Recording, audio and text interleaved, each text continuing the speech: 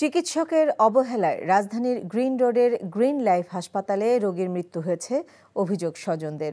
চিকিৎসা না দিয়ে আইসিইউ এর খরচ নিশ্চিতে চাপ দেয় হাসপাতালটির জরুরি বিভাগের চিকিৎসক ডাক্তার সজীব নজরুল। এমনটি জানিয়েছেন চিকিৎসা নিতে আসা মৃতের স্বজনরা। বিস্তারিত ইফতেখার রেজার রিপোর্টে। স্বজনরা অভিযোগ করেন, মৃত আজিজুল হক অসুস্থ বোধ করলে গ্রিন লাইফ হাসপাতালে তাকে আনা হয়। তাদের অভিযোগ, দ্রুত চিকিৎসা শুরু করতে হাসপাতালটির জরুরি বিভাগের চিকিৎসক ডাক্তার সজীব নজরুল কালক্ষেপণ করেন রোগীর ভর্তি ও চিকিৎসা ব্যয় বিষয়টিকে সামনে এনে। এক পর্যায়ে দ্রুত রোগীর শারীরিক অবস্থা অবনতির দিকে গেলে উপায় না পেয়ে আইসিইউতে স্থানান্তর করা হলেও শেষ রক্ষা হয়নি আজিজুল হকের। উনি বারবার বলছিল আমাকে আইসিইউতে নিয়ে যান, আমাকে আইসিইউতে নিয়ে যান।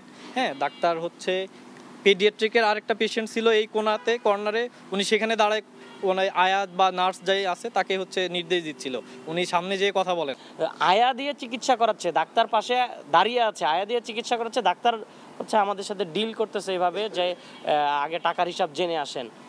অভিযোগের প্রেক্ষিতে কর্তব্যরত চিকিৎসককে প্রশ্ন করা হলে তিনি বলেন, কালক্ষেপণের বিষয়টি সঠিক নয়।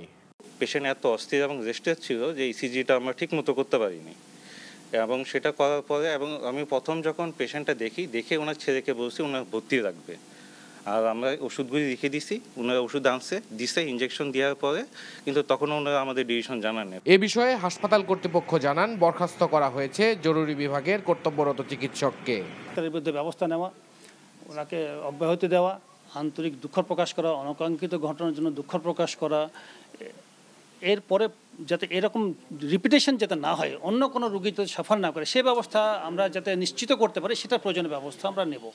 পরে গ্রিন লাইফ হাসপাতালের ওই চিকিৎসককে পুলিশ আটক করে। Iftekhar Reza, NTV news, Dhaka.